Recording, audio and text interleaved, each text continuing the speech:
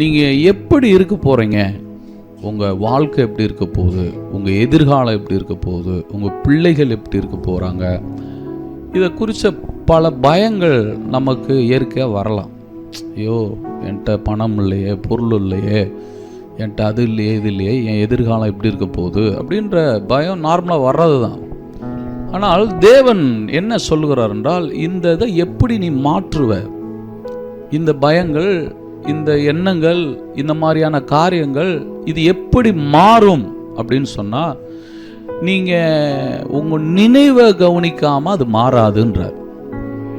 எப்படிப்பட்ட நினைவுகள் இருக்குதோ அப்படித்தான் உங்கள் வாழ்க்கை வரும். எப்படி வரும்? சத்தமாக சொல்லுங்க.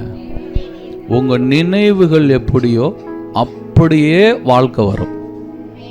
எல்லாரும் அந்த வார்த்தையை சொல்லுங்க. நினைவு எப்படிதான் அப்படியே தான் நான் வாழ்வேன். அப்போ பைபிள் ரொம்ப தெளிவாக சொல்லிருச்சு, நீங்கள் என்ன நினைக்கிறீங்க அப்படின்றத வச்சு தான் எல்லாமே. நான் என்னை குறித்து என்ன நினைக்கிறேன், என் குடும்பத்தை குறித்து என்ன நினைக்கிறேன், என் பிள்ளைகளை குறித்து என்ன நினைக்கிறேன் அப்படின்றத கர்த்தர் யார்கிட்ட தான் கேட்குறாருன்னா உங்ககிட்ட தான் கேட்குறாரு. நான் சொல்றதில்ல, மற்றவங்க சொல்றதில்ல, நீங்கள் என்ன சொல்றீங்க. ஆண்டவர் பாருங்க, ஒரு மனுஷனுடைய நினைவுகள் அவ்வளவு முக்கியமானது. ஏன்னா அதுதான் வாழ்க்கையவே தீர்மானிக்கக்கூடியது. மறுபடியும் சொல்றேன், அதுதான் வாழ்க்கையவே தீர்மானிக்குது. உங்களுக்கு என்ன நடக்கணும், என்ன வரணும், என்னென்னலாம் ஆகணும் அப்படின்றது எங்க தான் இருக்குது? உங்க நினைவுல தான் இருக்கு. அதனால நீங்க இதுவரைக்கும் உங்களுடைய வாழ்க்கையில என்னென்னமோ காரியங்கள் நடந்திருக்குங்க அப்படின்னு சொன்னா, அது எப்படி தான் வந்துச்சு அப்படின்னு சொன்னா, உங்கள் நினைவு வழிகூடி. நான் மறுபடியும் சொல்றேன், அடுத்த ஆள் நினைவுல இல்ல, மற்றவங்க இப்படி நினைச்சாங்க அப்படில இருந்து சொல்லல, உங்க நினைவுல இருந்து வரும். அல்லேலூயா. சரி, இப்போ உங்க நினைவுகளுக்கு எந்த அளவுக்கு வல்லமை இருக்குது அப்படின்னு சொன்னா, ரோமர்கள் நிறுவம் 8ஆம் அதிகாரம் 6ஆம் வசனத்தை வாசித்து பாருங்க.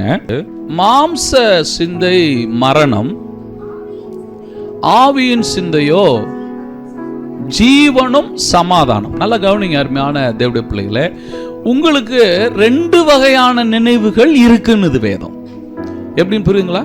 உங்களுக்கு ஒரு நினைவு கிடையாது. ஒரு நினைவு கிடையாது. எத்தனை நினைவு? சத்தமா சொல்லுங்க. 2 நினைவுகள் இருக்குதுன்றார். ஒன்னு மாம்சத்தின் நினைவு, இன்னொன்னு ஆவியின் நினைவு. அப்ப நமக்கு எத்தனை நினைவு இருக்கு? 2 வகையான நினைவுகள் இருக்கு. இந்த 2க்குமே விளைவுகள் இருக்கு. எப்படி புரியுங்களா? நீங்க எப்படி வேணாலும் நினைங்க, ஆனா 2 நினைவுக்கு என்ன இருக்குது?